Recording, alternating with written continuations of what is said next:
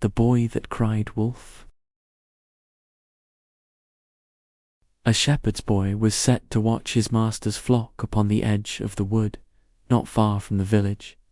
The field was wide, the sky was pale, and the trees stood still as if they listened. Now the boy, being young and full of idle spirit, grew weary of his charge, and sought diversion where he ought to have kept his duty. The first day, when the sun stood fair above the grass, the boy lifted his hands to his mouth and cried aloud, "A wolf! A wolf!" And the villagers, hearing the cry, ran forth in great haste with sticks and stones, fearing for the sheep.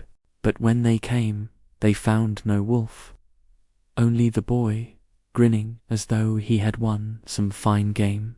The people muttered. Yet they returned home, and the sheep went on chewing, as sheep will do. The second day. On the morrow, the boy again grew restless, and again called out in a great voice, "A wolf! A wolf! Make haste!" And again the villagers came running, and again there was nothing in the field but wind and wool and the boy's laughter. This time the people did not smile at all. They looked upon the boy as one looks upon a cracked cup, still useful, perhaps, but never trusted with good drink again.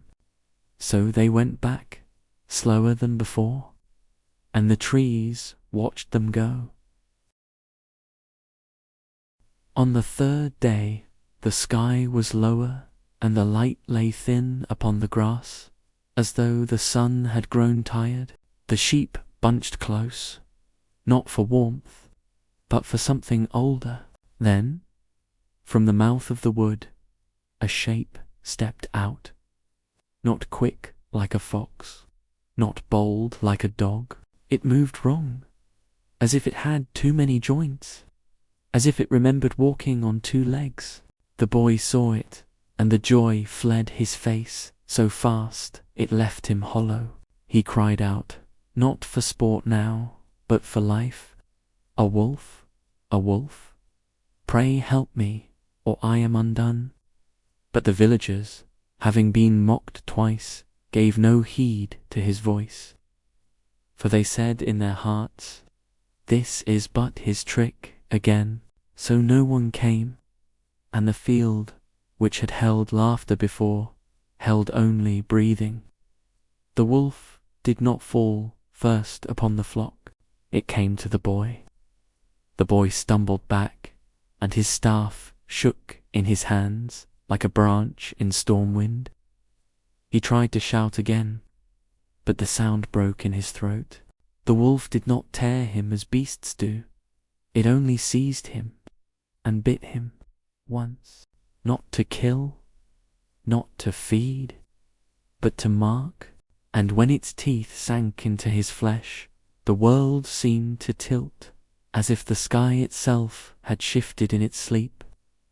The boy screamed, the sheep scattered, and the wolf turned, slow and satisfied, and took what it wished from the flock. Then it vanished into the wood, leaving behind only trampled grass, and the boy, clutching his arm, staring at the bite as though it stared back.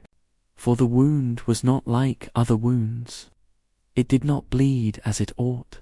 It darkened, it warmed, it remembered him, and somewhere far off, where the trees thickened and the light could not reach, something laughed without making a sound.